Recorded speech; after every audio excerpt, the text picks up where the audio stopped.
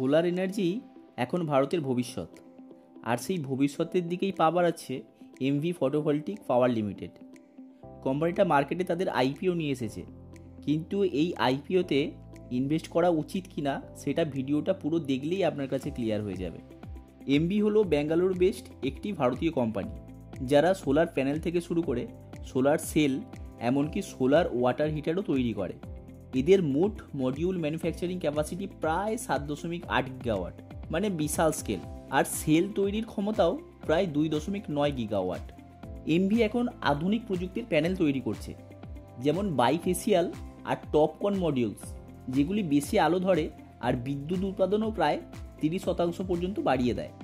এছাড়াও এরা দিচ্ছে 25 বছরের পারফরমেন্স ওয়ারেন্টি আর 10 বছরের প্রোডাক্ট গ্যারেন্টি, মানে একবার বসালে আপনি অনেক বছর নিশ্চিন্ত থাকতে পারেন। চলুন আইপিওটার ডিটেলসে একটু দেখে নিই। আইপিওটার ইস্যু সাইজ আছে 2900 crore, price range 206 to 217, P ratio আছে অ্যারাউন্ড 20।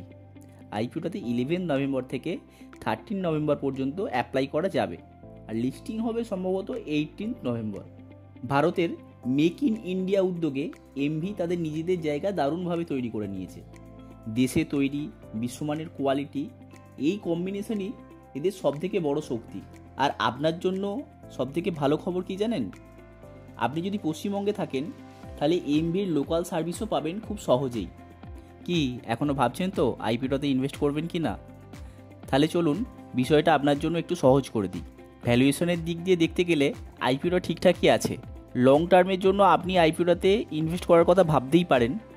আর যারা লিস্টিং গেনের জন্য আইপিওতে ইনভেস্ট করেন তাদের জন্য বলবো, আজ পর্যন্ত যা জিএমপি আছে তাতে 5 to 10% লিস্টিং গেন পাওয়া যেতে পারে, তাই রিস্ক বুঝে ডিসিশন নেবেন।